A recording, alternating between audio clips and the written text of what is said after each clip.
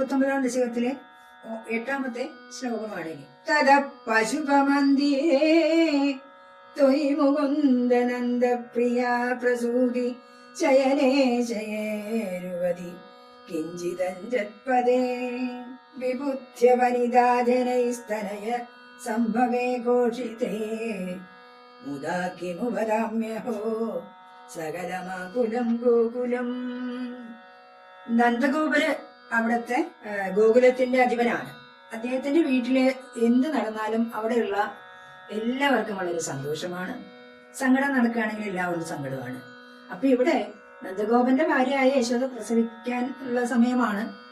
അന്നേരം സംഭവിച്ച കാര്യങ്ങളൊന്നും അവരറിഞ്ഞിട്ടില്ല. പക്ഷേ പിറ്റേ ദിവസം രാവിലെ ആയപ്പോ വേണമെങ്കിൽ ഈ യശോദ പ്രസവിച്ചു എന്ന് കരുതപ്പെടുന്ന, അല്ലെങ്കിൽ യശോദ പ്രസവിച്ചു, കുട്ടി ഇതല്ലാന്ന് മാത്രമല്ലേ ഉള്ളൂ.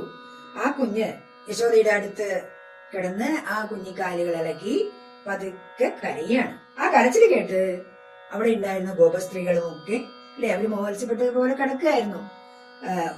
ഒരു മായ ലോകത്ത് പോലെ ഉറങ്ങായിരുന്നു. പെട്ടെന്ന് അവരെല്ലാം ഉറങ്ങി എണീറ്റ് നോക്കുമ്പോ യശോദയുടെ അടുത്ത് പൊന്നുപോലത്തെ ഒരു കുഞ്ഞ് കിടക്കുന്നു. അവൻ കാലിട്ടടിച്ച് പതുക്കെ കരയുന്നുണ്ട്. അപ്പൊ ഈ വിവരം അവരെല്ലാവരെയും, ഗോകുലത്തിലെ മുഴുവനെയും ആൾക്കാരെ അറിയിച്ചു. അമ്പാടിയിലുള്ള എല്ലാവരും സന്തോഷം കൊണ്ട് പരവശരായി തീർന്നു. കുഞ്ഞ് ജനിച്ചതിലുള്ള ആഹ്ലാദം എല്ലാ ആളുകളും പങ്കുവെക്കുകയാണ് ഇവിടെ.